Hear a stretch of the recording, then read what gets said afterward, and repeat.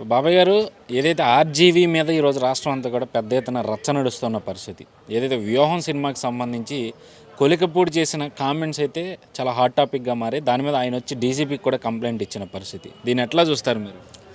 కొలుకుపూడి శ్రీనివాసరావు గారు ఇచ్చింది చాలా చక్కగా అన్నాడు ఆయన. ప్రజలకు ఆయనకి నేను మద్దతు, ఆయనకి కూడా నేను మద్దతు ఇస్తున్నా. ఎందుకంటే మా రాష్ట్రం నాశనం అయిపోతుంది, మా రాష్ట్రం నాశనం అయిపోతుందని అతని భావం తట్టుకోలేక ఆ మాట అన్నాడు. అట్లాంటి మనిషి ఉండటం ఎంతో చక్కగా మాట్లాడాడు కొలుకుపూడి శ్రీనివాసరావు గారు. నీకు చేతులెత్తి దండం పెడుతున్నాను. నీలాంటి వాళ్ళు నాలాంటి వాళ్ళు ఉంటే వాడికి జీవి గారికి మామూలుగా దెబ్బేస్తే చచ్చిపోయేటట్టు చేస్తాను ఆ వాడిని. వాడు ఒక మనిషి. కరెక్ట్ కాదు కదా, ప్రాణాలు తీయడం అనేది కరెక్ట్ కాదు కదా. ఎన్ని లక్షల మంది, ఎన్ని కోట్ల మంది నాశనం అయిపోతున్నారా తెలుసా వాడికి? ఎదవనాకి ఇన్ని లక్షల మంది పోతే వాడు ఒక్కడి ఇదవుతాడా? దేశంలో స్వతంత్రం, దేశంలో సైనికులు మన దేశ రక్షణ కోసం కొన్ని వేల మంది చచ్చిపోతున్నారు. అట్టనే ఈ ఆంధ్రప్రదేశ్లో ఇట్లాంటి నా కుక్కలు ఉండటం వల్ల రాష్ట్రానికే కాదు దేశానికి కూడా నష్టం. ఈ నా కొలుకుపూడి శ్రీనివాసరావు గారు చక్కగా మాట్లాడాడు. ఎట్లాంటి నా కుక్కలు ఉండటం మంచిది కాదని నాకు తెలుసు, జనాలకు తెలుసు, ప్రజలకు తెలుసు. అంటే ఇప్పుడు ఆర్జీవి కూడా నేను కామెంట్స్ చేశారు, లోకేష్ చంద్రబాబు భుజాలు తడుముకుంటా ఉన్నారు, గుమ్మడికాయలు దొంగ ఎవరా అంటే ఈ సినిమాలో నేనేదో తప్పుగా చూపించినట్టుగా అని చెప్పి అతను కామెంట్స్ చేయడం. అంటే ఆర్జీవిని చూసి చంద్రబాబు లోకేష్ భయపడుతున్నారంటారా? అసలు వాడు ఒక పెద్ద గొట్టంగాడు ఆర్జీవి గాడు.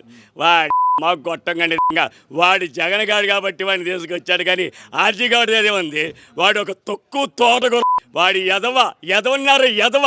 అట్లాంటి ఎదవని ఇవాళ వాడిని ఇవాళ తంతానికి సిద్ధంగా ఉన్నారు. తెలుగు రాష్ట్రాల్లో వాడిని చంపేయడానికి సిద్ధంగా ఉన్నారు. ఎందుకో తెలుసా? వీడి వల్ల కొన్ని 5 కోట్ల మంది కాదు 7 కోట్ల మంది ఇబ్బంది పడుతున్నారు ఇవాళ. ఎందుకో తెలుసా? ఇట్లాంటి ఎదవన వల్ల ఎంతో ఇబ్బంది పడుతున్నారు ప్రజలు. సో మరి ఏమంటారు అసలు? ఇప్పుడు ఇదంతా ఎప్పుడు పులి స్టాప్ పడుతుంది? ఇదంతా పులి స్టాప్. ఎందుకు 3 నెలలు పోతే పులి స్టాపే. ఈ ఆర్జీవి గాడు ఈడు ఈ రాష్ట్రం వదిలిపెట్టి, తెలుగు రాష్ట్రాలు వదిలిపెట్టి ఏదో రాష్ట్రాలకి వెళ్తే పక్క గుజరాత్ ఇటు ఒకటి పోవాల్సింది. ఈడు తెలుగు రాష్ట్రాలు కాదు, కర్ణాటక, మహారాష్ట్ర, ఈ 4-5 రాష్ట్రాలు ఇక్కడ ఎవడు కూర్చోబెట్టడు. ఈ 5-6 రాష్ట్రాలు, చుట్టుపక్కల 5-6 రాష్ట్రాలు ఎవడు కూర్చోబెట్టడు అన్ని. ఈ ఎదవని మంచిగా బతుకురా. నీ జీవితం నువ్వు చచ్చేటప్పుడు ఏం చేసుకెళ్తావు? దొంగ. మా జీవితాలు, ఆశపడి జీవితాలు ఎంతమంది నాశనం తెలుసా? నా బిడ్డల జీవితాలు ఎంతమంది నాశనం తెలుసా? ఇప్పుడు జగన్మోహన్ రెడ్డి గారికి 150 స్థానాలు వచ్చినాయి. మళ్ళీ 175కి 175 నేనే గెలుస్తున్నా అని చెప్తా ఉన్నారు పైకి. మరి కానీ ఈరోజు ఆర్జీవీ తీస్తున్న వ్యూహం సినిమా మీదే వీళ్ళందరూ కూడా ఆధారపడినట్టుగా వాళ్ళ వ్యాఖ్యలు చూస్తే తెలుస్తూ ఉంది. అసలు దీని గురించి ఏమంటారు? అసలు 175 కాదు. అసలు ఈ సినిమా చూస్తే ఇంతకుముందు ప్రజలు అనుకునేవాళ్ళు ఆ సినిమా చూస్తే ఈ సినిమా చూస్తే ప్రజల్లో ఒక నాడు అనేది వచ్చేసింది. వాళ్ళు ఇంకా ఈడంతా ఎదవ పని చేస్తున్నాడు, ఎదవ మాటలు మాట్లాడుతాడు. అన్నీ మాట్లాడే ఎదవ మాటలే, మంచి మాటలు ఒక్కటి మాట్లాడతలేదు, అన్నీ చెడు మాటలే మాట్లాడుతున్నారు. కాబట్టి ప్రజలే తెలుసుకున్నారు.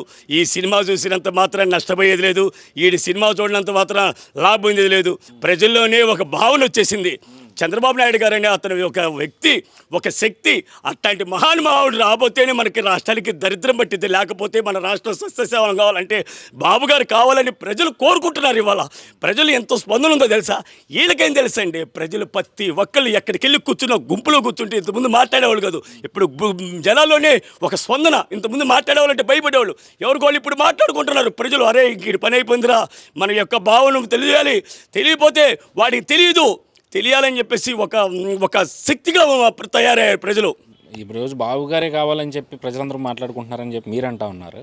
కానీ రోజా గారు చూస్తే 175 స్థానాల్లో పోటీ చేయడానికి తెలుగుదేశం తరఫున క్యాండిడేట్లే లేరని చెప్పి రోజా గారు అంటా ఉన్నారు. దాని గురించి ఏమంటారు? అసలు 175 కాదే రోజమ్మా, ఇంకా నీ పని పూజమ్మ అయిపోయిందమ్మా.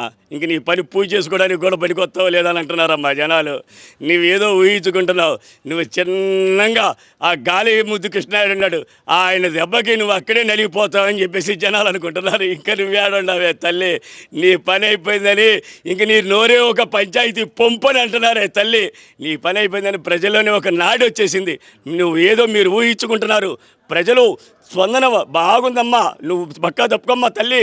రోజమ్మా, నువ్వు ఎంతో ఆనందంగా బతకాలంటే ఈ రాష్ట్రాన్ని నుంచి వదిలిపెట్టి ఆ తమిళనాడు వెళ్ళు, ఆయనతో పాటు వెళ్ళిపో. ఆ తమిళనాడు అక్కడే ఉండు, స్థిరపడిపో. ఇక్కడ ఉంటే ఇంకా ప్రజలు తంతానికి సిద్ధమయ్యారు. ఆడా మగ అనేది లేకుండా తంతారమ్మా నిన్ను. అంటే ఇంక ఎన్నికలకు 3 నెలల సమయం ఉంది. ఇప్పుడు రాష్ట్రం అంతా కూడా చూస్తుంటే ఉద్యమాంధ్రప్రదేశ్గా కనిపిస్తూ ఉన్న పరిస్థితి. ఈరోజు అంగన్వాడీలు అయితే ఏకంగా ఎమ్మెల్యేలు ఇళ్లను ముట్టడించడానికి కార్యక్రమం చేపట్టడం. సో అసలు ప్రతిదీ కూడా ఈరోజు మున్సిపాలిటీ కార్మికులు కానీ, ఆశా వర్కర్లు కానీ, ఈవెన్ వాళ్ళు తీసుకొచ్చిన వాలంటీర్లు కూడా మాకు జీతాలు పెంచాలి, ఉద్యోగాన్ని పర్మనెంట్ చేయాలి అంటూ కూడా రోడ్లు ఎక్కుతున్నట్టుగా తెలుస్తూ ఉన్న పరిస్థితి. ఏమంటారు అసలు? మిత్రమా, ఒకప్పుడు బియ్యం ఎంత ఉండయి, కందిపప్పు ఎంత ఉండయి, మిన్నపప్పు ఎంత ఉండయి, నిత్యావసర వస్తువులు పాలు ఎంత ఉండయి, ఇవన్నీ ఒకప్పుడు ఎంత ఉండయి. ఇలా 10,500 ఇచ్చినా కానీ ఇవాళ 7,000 కింద లెక్క. ఎందుకో తెలుసా? ఒకప్పుడు 10,000 ఇచ్చినా కానీ ఆయన చంద్రబాబు గారు నాయ టైంలో ఎంతో చక్కగా గడిచింది వాళ్ళకి. ఈయనేదో వచ్చి నేను తెలంగాణ కన్నా బాగా మిన్నగా ఇస్తానని వాళ్ళకి. పాపం వాళ్ళు ఎవరికైనా ఆశ ఉంటుందండి, నాకైనా ఆశ ఉంటుంది, ప్రతి ఒక్కరికి ఒక ఆశ అనేది మనసులో ఉంటుంది. కుర్రోడు ఏదో చేస్తాడనుకున్నారు, ఇవాళ రాష్ట్రం అప్పులతో ఊబిలో నిండిపోయింది, వాడు ఏమి చేయలేడు. రేపొద్దున అప్పులు వడ్డీలు పెరుగుతూ ఉంటే ఉండంగా ఈ కార్మికులు కూడా తగ్గించేసేస్తాడు, ఈ ఉద్యోగస్తులు కూడా తగ్గించేసి 5,000 కూలి 6,000 5,000కి 6,000 వచ్చి ఇట్లాంటి వాళ్ళు కూడా పెట్టుకొని రాష్ట్రాన్ని నడపాలని చూస్తున్నాడు. కానీ అతనికి ఏమీ చేత కాదు. ఇవాళ అప్పులకు వడ్డీ ఎంతైతే తెలుసా? ఇవాళ 30,000 కోట్లకి వెళ్తే రేపు 50,000 కోట్లకి వెళ్తే ఇవాళ ఉద్యోగస్తులు జీతాలు ఇవ్వాలా? ఇవాళ సేల్ ట్యాక్స్ వాళ్ళకి వాళ్ళు జీతాలు ఇస్తాడు అని అడగండి. పోలీసులకి తగ్గించాడు, విద్యాశాఖ వాళ్ళకి డబ్బులు ఇలాపోతున్నాడు, ఎవరికి ఇలాపోతున్నాడు? ఎందుకని ప్రజలు నీకు ఓటేస్తారు? ఒకసారి వాళ్ళు చెప్పరా? ప్రజలకు వాళ్ళు వెళ్ళరా? వాళ్ళ పిల్లలు వెళ్ళరా? మా నాన్నకి ఉద్యోగం అవుతుంది, మా జీతాలు ఇవ్వట్లేదని వాళ్ళు చెప్పరా? చూతారు. నీకే కాదు, అందరికీ తెలుసు నాయన, నువ్వు ఓడిపోతావని నీకు తెలుసు, ప్రజలకు తెలుసు. నువ్వేదో ఈ 2 నెలలు 3 నెలలు పబ్బ గడపాలని ఉంటున్నావు అంతే.